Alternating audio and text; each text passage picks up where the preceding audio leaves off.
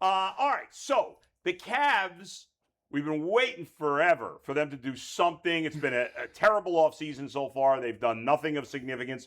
Well, now they have. They finally recovered from LeBron not picking to come back to Cleveland. There's two players we've been talking about for weeks, and the Cavs have acquired one of them. To break it all down, here's our very own Mikey McNuggets. It took Kobe Altman and the Cleveland Cavaliers long enough, but they finally made a major impact move this offseason, trading Max Strus and the 2031 unprotected first-round pick to separate teams. Strus going to the Clippers, the unprotected pick going to the Denver Nuggets in exchange for Peyton Watson. I absolutely love this deal for Cleveland for a couple of reasons. First and foremost, Peyton Watson is a player with a ton of upside. He started playing basketball late in his career. He got better and better each year. He was in Denver playing alongside some other really talented offensive weapons like Nikola Jokic and Jamal Murray. He got kind of pushed to the side early, but really flourished this most recent season. In games without Jokic, where he had to take on a bigger offensive role, he averaged over 22 points a game in 14 contests, showcasing his improvement as an on-ball creator and as a shot creator. But if you play alongside Nikola Jokic, you have to be able to be an offensive threat without the ball because he demands so much attention and has such a high usage rate. That's why Watson, I think, fits in perfectly into this Cavs system. Playing alongside Jokic, he learned how to cut. He learned how to get open. He learned how to read defenses, which is something the Cavs' fifth starter playing alongside Donovan and James or playing along just one of them in those ancillary secondary lineups is a key skill for a wing guy to have, because they're not going to have many opportunities with the ball in their hands. He's also not just a good, not a great, an elite corner three-point shooter. Last season, he ranked in the 97th percentile in the entire NBA on corner threes. What do we say a million times about Dean Wade? I don't care who the fifth starter is, that person's going to stand in the corner and shoot threes. Well, very few people, like literally less than 10 people in the entire league, were more efficient from the corner than Peyton Watson. He shot 52% from the corner on threes last season. He's a long, lanky, athletic perimeter player. So long are the days of the Cavs have no wings over 6'7". Peyton Watson, 6'8", athletic, long arms, projects as a versatile defender. And although the Cavs had to extend him, a 4-year, $88 million deal, $22 million per, it's a little pricey for the player Peyton Watson is right now, but it could be a bargain for the player Peyton Watson could become in a few years if he continues on this upward trajectory. The Cavs are banking on Peyton Watson's upside, and it's a risk I think is 100% worth taking when you had so limited assets to acquire other talented players at premium positions elsewhere. Losing Max Strus hurts. I understand it. They are not as good of a three-point shooting team today as they were 12 hours ago before the trade, but they're a more athletic, they're a more versatile, they're a more flexible, and they're a more, importantly, defensively capable team now than they were prior to this trade. Another fun facet, we talked about the one big lineups and how last year they didn't have the wings to really play it. Well, now you can go James, Donovan, Jalen Tyson at the 3, Peyton Watson at the 4, and even Evan Mobley or Jared Allen at the 5. Now, that intrigues me a ton. Watson's volume increased this last season. The Cavs are banking on that trajectory and that potential to come to fruition in Cleveland alongside some other really smart players, and it's a smart bet because of all the options out there, the Kumingas, the DeRozans, the Watsons, all of the names we threw out this summer, none of them had as much upside as Peyton Watson. And he proved he could be a talented contributor on a Western Conference threat with the Denver Nuggets, and now he's going to have a chance to do it in the Eastern Conference with the Cleveland Cavaliers. This move does not put them right to the top of the Eastern Conference, but it certainly makes them more competitive today than they were earlier today prior to this trade. Losing Strus in an unprotected first hurts, but Peyton Watson's a heck of a grab, and I think he fits in perfectly with what Kenny Atkinson and this offense wants to do. Now, the other part of the deal, they traded Trey Mann. They got Cam Whitmore back. Whitmore's a guy who was a high prospect coming out of college. He fell to the 19th pick, I believe, to Houston, has been up and down, never really found his role. Maybe the Cavs can get him on the right track and wring something out of the talented player he is, but wouldn't count on a ton from Cam Whitmore, but at least he's another wing you could mix into the rotation and theoretically gives you another body on the perimeter to guard bigger wings defensively and give you a little 3-and-D spacing. But Peyton Watson's the crown jewel of this trade. It's not Cam Whitmore. It is Peyton Watson. And get ready because he's a guy, a young athlete who has a chance to flourish here in Cleveland. The Cavs have no more first-round picks to trade. They are out of assets unless they turn Jared Allen into something else. This is their team moving forward.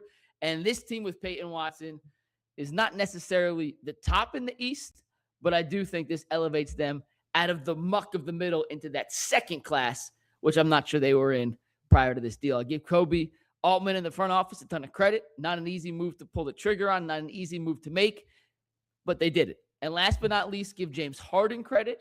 His patience, his willingness to be flexible on his money allowed the Cavs to make this move. So I know we've called James Harden a selfish player in the past. He's been about himself. He's been about his money. In this instance, he deserves a ton of credit for not forcing the Cavs' hand, letting them play this out, letting them slow play this situation to come to the best possible outcome for all parties involved. It's a very, very exciting day if you're a Cavaliers fan, and it's a very exciting time for Peyton Watson as he joins this Cavaliers roster.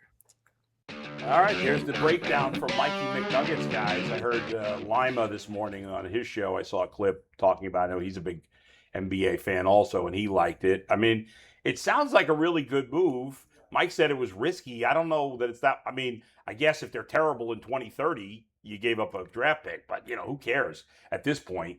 And Max Strus, nice player, but it looks like I didn't realize he averaged 22 points a game in 14 games that Jokic didn't play. Yes. That's really impressive. I don't know, it sounds like a good deal. I'm actually a little excited about the Cavs for the first time in a while. What say you guys? Well, listen, the thing that really jumps off the page that I like is, he's 6'8", 7'1" wingspan. One of my big problems is every single playoff series we had to try Max Strus out there. Max Strus is a serviceable defender, but 6'5" going against wings, especially Jaylen Brown, and you got guys like that, and Tatum and Paul George and all these big wings, and you got 6'5". It's not going to work like that. So now you got a legitimate wing that's 6'8", that's 7 wingspan. He's a good, a weak side shot blocker. He almost averaged a block on just weak side defense. So you got a dude that I think could turn into a very, I would say, competitive wing defender in the playoffs. Is he going to be a superstar? No.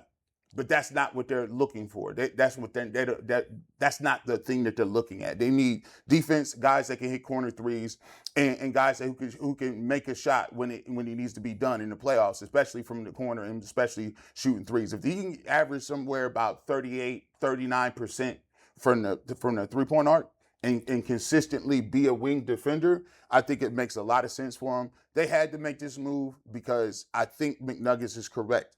This puts them back, in my mind, in that second tier where they got a puncher's chance in some of these playoffs, especially when you're playing the Knicks or the Sixers or teams like that. You've got better defensively. You got longer. And I like the front court when you talk about Jared Allen, Evan Mobley, and then now a guy who has a 7'1" wingspan, you become a pretty good defensive squad. I think right here, Bull, on August 20th, 2026, all that matters to the Cavs is how the Browns perform in joint practice today.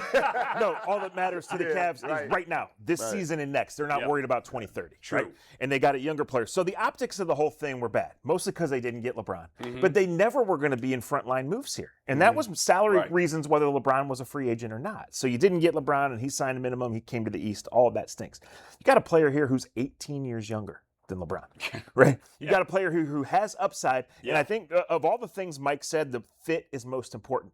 He has been best away from the ball. You bring him back James Harden, you bring him back Donovan Mitchell, those guys have the ball, right? So he's a legit 6'8". Max Strus is not even a legit 6'5". I love Max Strus. I don't think this team gets better losing him. However, the realities of an NBA financial situation, he was always an expiring. The Cavs always had to wait their turn. They made the Schroeder move. They made the Strus move. They got a young player who fits what they need on the offensive end and on the defensive end. It's about the playoffs. Peyton Watson makes them a better playoff team. Yeah, and I think, again, I didn't know much about him before the last couple of weeks, but from what I heard from people who know better than me, like Mike, it seems like they can get the offensive production from Strus and the defensive production from Wade in one player. Yeah. Maybe and the length, because with more size, or at least more size than Strus. Yeah. So I mean, it seems like he's a good fit, and eventually, when Harden's gone and maybe even Mitchell's gone, the new iteration of the Cavs, whatever that looks like, and it might be bad for a while, of him and Evan Mobley being the, and Jalen Tyson. If there's one thing that before we go that I think we need to put in the air is one of the weaknesses of his game is he's not a creator. He's not, look at his assists, and you look at his ability to just take the ball and be a creator of his own shot. That's not his game. But one of the deficiencies is we still waiting for Evan Mobley to be able to do that too. Yeah. Jared Allen is not going to do that. Right. So you're still counting on guys like James Harden and Donovan Mitchell to be the creators on your team, which it has not panned out the way we wanted it to the last 3 or 4 years. So they're still going to need guys to be able to find some creation. The upside of why you hadn't heard much about Peyton Watson is he played 1 year in college. He averaged 3.3 points per game. Right, he's made himself a better player, and he was with these headline guys, a championship level team, in Denver. The downside is he wasn't healthy for the playoffs last year, but he did have his best season. He has taken steady progressions in the areas the Cavs need. He blocks shots. He makes corner threes. He's 24 years old, I think, in a week or so. Yeah. This is good. And again, he'll be on the team for at least 2 years, probably for 4. But this team is not thinking about 4 years. This team has a 2-year window, and now has made its first set of moves, not in the first wave, not even the second wave of free agency. Now we see how it goes when the season gets here.